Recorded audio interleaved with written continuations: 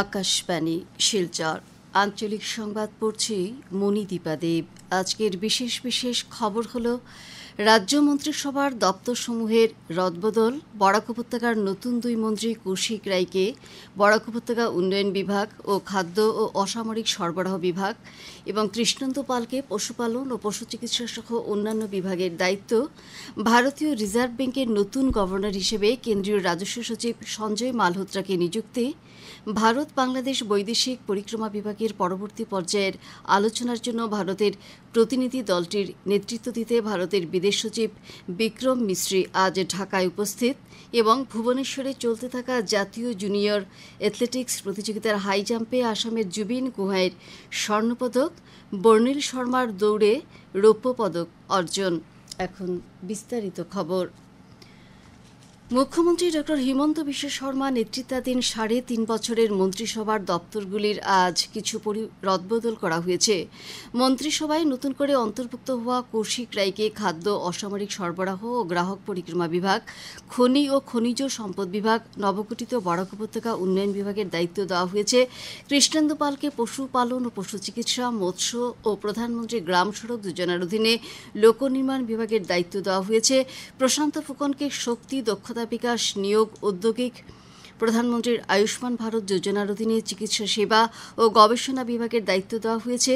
রূপেশ গোয়ালাকে শ্রমিক কল্যাণ বিভাগ, চা জনজাতি ও আদিবাসী উন্নয়ন বিভাগ ও গৃহ বিভাগের অধীনে কারাগার, গৃহরক্ষী ও অসামরিক প্রতিরক্ষা বিভাগের দায়িত্ব দেওয়া হয়েছে। মুখ্যমন্ত্রীর আগের কয়েকটি দপ্তরের দায়িত্বেরও কিছু পরিবর্তন করা হয়েছে। গৃহ ও কর্মচারী বিভাগের দায়িত্ব আগের মতোই মুখ্যমন্ত্রীর নিজের হাতে রয়েছে। একইভাবে লোক নির্মাণের গৃহ, জাতীয় সড়ক বিভাগ ও লোক নির্মাণের সড়ক শাখার দায়িত্ব মুখ্যমন্ত্রী নিজে দেখাশোনা করবেন। চিকিৎসা, শিক্ষা ও গবেষণা বিভাগের দায়িত্ব মুখ্যমন্ত্রী নিজে দেখবেন। এছাড়া বন্টন না করা বিভাগের দায়িত্ব মুখ্যমন্ত্রী ড শর্মার হাতে রয়েছে। রঞ্জিত কুমার দাসকে পঞ্চায়েত ও গ্রামোন্নয়ন বিভাগের দায়িত্বের সঙ্গে আইন, পর্যটন ও সাধারণ প্রশাসনের দায়িত্ব দেওয়া হয়েছে। অতুল বরাকে কৃষি, কেশব মহন্তকে রাজস্ব ও দুর্যোগ ব্যবস্থাপনার দায়িত্ব দেওয়া হয়েছে। একটি প্রথম সারির ব্যবসায়িক গোষ্ঠীর বিরুদ্ধে উত্থাপিত উৎকোচ সংক্রান্ত মামলা এবং কংগ্রেস নেতাদের আমেরিকা যুক্তরাষ্ট্রের একটি সংস্থার সঙ্গে সম্পর্ক রয়েছে বলে উত্থাপিত অভিযোগ সহ অন্যান্য বিষয় নিয়ে সৃষ্টি হওয়া হুলস্থুলময় পরিস্থিতির জন্য সংসদের উভয় সভার কাজকর্ম আজ বারবার স্থগিত রাখতে হয়। আজকের কার্যসূচি প্রথমবারের জন্য স্থগিত রাখার পর বেলা 12টায় লোকসভা পুনরায় আরম্ভ হওয়ার সময় একই ধরনের পরিস্থিতি অব্যাহত থাকে। সেই সময়ে সভার কাজকর্ম পরিচালনার দায়িত্বে থাকা অধ্যক্ষ ওম বিড়লা সভার কাজ চালিয়ে নিয়ে যাওয়ার জন্য সহযোগিতা চাইলেও তার কথায় কোনো কাজ হয়নি। এই পরিস্থিতিতে সভার কাজকর্ম দুপুর 2টো পর্যন্ত স্থগিত রাখা হয়। এদিকে রাজ্যসভায়ও প্রথমে সভার কাজকর্ম স্থগিত রাখার পর বেলা 12টায় পুনরায় শুরু করা হলে সেখানেও অনুরূপ পরিস্থিতির সৃষ্টি হয়। রাজ্যসভায় আজ শাসক ও বিরোধী পক্ষের মধ্যে এই বিষয়গুলি নিয়ে বাকবিতণ্ডা আরম্ভ হয়। পরে চেয়ারপারসন জগদীপ ধনকর সভার কাজকর্ম চালানো সম্ভব নয় বলে উল্লেখ করে দুপুর 2টো পর্যন্ত সভা স্থগিত রাখার নির্দেশ দেন। ভারতীয় রিজার্ভ ব্যাংকের নতুন গভর্নর হিসেবে সঞ্জয় মালহোত্রাকে নিযুক্তি দেওয়া হয়েছে। তিনি বর্তমানের গভর্নর শক্তিকান্ত দাসের স্থলাভিষিক্ত হবেন। শ্রী মালহোত্রা বর্তমানে কেন্দ্রীয় রাজস্ব দপ্তরের সচিব হিসেবে কার্যনির্বাহ করছেন। তাকে আগামী 3 বছরের কার্যকালের জন্য রিজার্ভ ব্যাংকের গভর্নর হিসেবে নিযুক্তি দেওয়া হয়েছে। কেন্দ্রীয় মন্ত্রিসভার নিয়োগ সংক্রান্ত কমিটি শ্রী মালহোত্রার নামটি গভর্নর হিসেবে অনুমোদন জানিয়েছে। আগামী 11ই ডিসেম্বর অর্থাৎ বুধবার তিনি তার দায়িত্বভার গ্রহণ করবেন। রাজ্যের বিজ্ঞান ও পরিবেশ কেন্দ্র পারিপার্শ্বিক প্রভাবের মূল্যায়ন সম্পর্কে আগামী 14ই ডিসেম্বর থেকে 23শে ডিসেম্বর পর্যন্ত 10 দিনের অনলাইন প্রশিক্ষণ কার্যসূচির আয়োজন করেছে। এই প্রশিক্ষণে পরিবেশগত প্রভাব মূল্যায়ন প্রস্তুত করার পদ্ধতির উপর অধিবেশন, বেসলাইন ডাটা সংগ্রহের পদ্ধতি, পরিবেশ নিষ্কাশন প্রক্রিয়ার সঙ্গে এর প্রভাব সমূহের শনাক্তকরণ এবং মূল্যায়ন ইত্যাদি বিষয়গুলিকে অন্তর্ভুক্ত করা হয়েছে। এই প্রশিক্ষণে অংশগ্রহণকারীদের দৃশ্য শ্রাব্য প্রশিক্ষণ সামগ্রী প্রদান করা হবে, যার মাধ্যমে সুবিধা অনুসারে নিজেই পড়াশোনা করা যাবে। পাঠ্যক্রমের সামগ্রী দৈনিক 2 ঘন্টার জন্য পাওয়া যাবে। এই প্রশিক্ষণে পেশাদারী, উদ্যোগী, পরিবেশ পরামর্শদাতা, গবেষক, শিক্ষাবিদ, বেসরকারি সংগঠন সহ পরিবেশ সংক্রান্ত কাজ করতে আগ্রহী শিক্ষার্থীরা অংশগ্রহণ করতে পারবে। মরিগাঁও জেলার জাগিরুরের ইতিহাস প্রসিদ্ধ জোনবিলের পাড়ে আগামী 16 থেকে 18 জানুয়ারি পর্যন্ত ঐতিহাসিক জোনবিল মেলার আয়োজন করা হয়েছে। তিয়া সংস্কৃতির প্রাণকেন্দ্র তথা পাহাড় সমতলের বিভিন্ন জাতি জনগোষ্ঠীর মিলনভূমি এই জোনবিল মেলায় কার্বি আংলং জেলার 50টিরও বেশি গ্রামসহ মেঘালয়ের 20টিরও বেশি গ্রামের গ্রামবাসীরা উৎপাদিত সামগ্রী নিয়ে পরম্পরাগত বিনিময় প্রথায় অংশগ্রহণ করবে। জোনবিল মেলার দ্বিতীয় দিন গোভা, দেউরাজার রাজদরবারে মুখ্যমন্ত্রী ডক্টর হিমন্ত বিশ্ব শর্মা সহ বেশ কয়েকজন মন্ত্রী বিধায়ক উপস্থিত থাকবেন। এই রাজদরবারে 22 জন তিয়া রাজাকে রাজ্য সরকার রাজভাট্টা প্রদান করবে।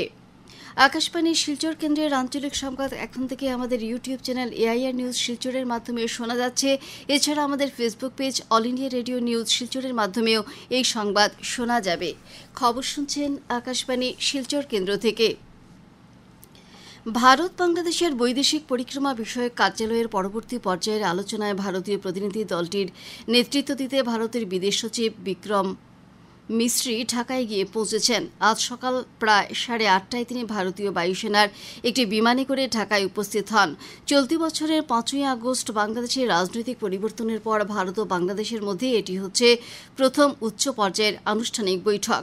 ঢাকায় পৌঁছার পর বাংলাদেশের বৈদেশিক পরিক্রমা মন্ত্রণালয়ের দক্ষিণ এশীয় মণ্ডলের সঞ্চালক প্রধান ইসরত জাহান শ্রী মিস্ত্রিকে স্বাগত জানিয়েছেন। বাংলাদেশের ভারতীয় হাইকমিশনার প্রণয় ভার্মাও তাকে স্বাগত জানান। ভারতের বিদেশ সচিব হিসেবে শ্রী মিস্ত্রির এটাই প্রথম বাংলাদেশ সফর।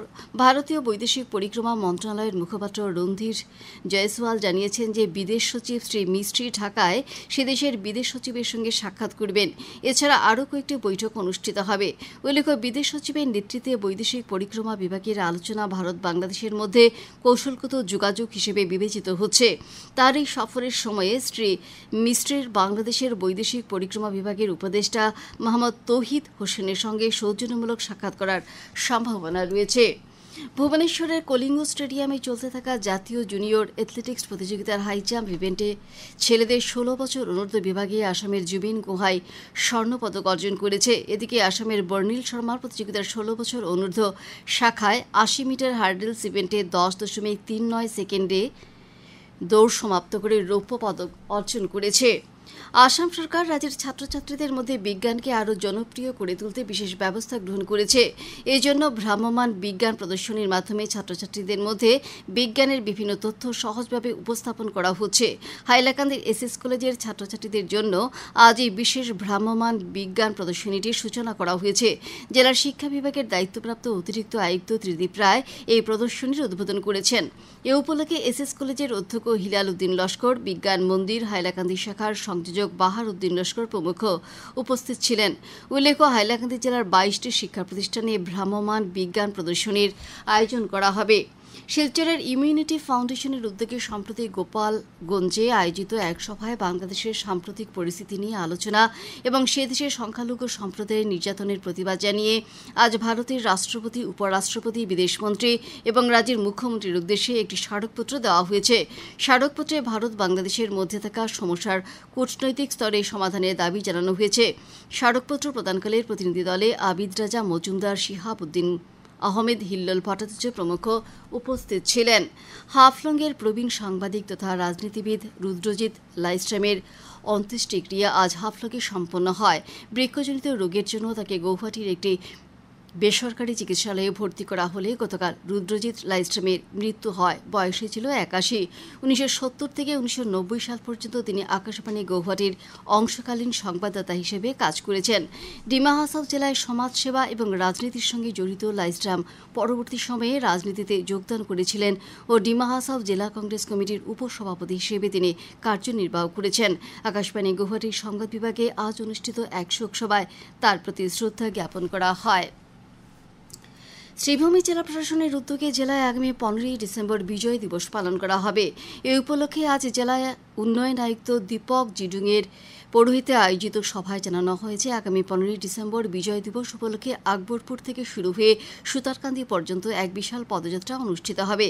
পদযাত্রায় 15 থেকে 29 বছর বয়সের যুবাদের অধিক সংখ্যায় নাম নথিভুক্তির জন্য myBharat.gov.in পোর্টালে গিয়ে নাম নথিভুক্ত করতে হবে। আজকের সভায় অতিরিক্ত আয়ুক্ত ধ্রুবজ্যোতি দেব, পুলিশ সুপার পার্থপ্রতিম দাস, সহকারী আয়ুক্ত প্রিয়াঙ্কা ইয়ামনাম প্রমুখ অংশগ্রহণ করেন। শেষ করার আগে খবরের বিশেষ অংশগুলো আবার পড়ছে। রাজ্য মন্ত্রিসভার দপ্তরসমূহের রদবদল। বরাক উপত্যকার নতুন 2 মন্ত্রী কৌশিক রায়কে বরাক উপত্যকা উন্নয়ন বিভাগ ও খাদ্য অসামরিক সরবরাহ বিভাগ এবং কৃষ্ণেন্দু পালকে পশুপালন ও পশু চিকিৎসা সহ অন্যান্য বিভাগের দায়িত্ব। ভারতীয় রিজার্ভ ব্যাংকের নতুন গভর্নর হিসেবে কেন্দ্রীয় রাজস্ব সচিব সঞ্জয় মালহোত্রাকে নিযুক্তি। ভারত বাংলাদেশ বৈদেশিক পরিক্রমা বিভাগের দায়িত্ব। পরবর্তী পর্যায়ের আলোচনার জন্য ভারতের প্রতিনিধি দলটির নেতৃত্ব দিতে ভারতের বিদেশ সচিব বিক্রম মিস্ত্রি আজ ঢাকায় উপস্থিত। এবং ভুবনেশ্বরে চলতে থাকা জাতীয় জুনিয়র অ্যাথলেটিক্স প্রতিযোগিতার হাই জাম্পে আসামের জুবিন গোহাইয়ের স্বর্ণপদক, বর্ণিল শর্মার দৌড়ে রৌপ্য পদক অর্জন।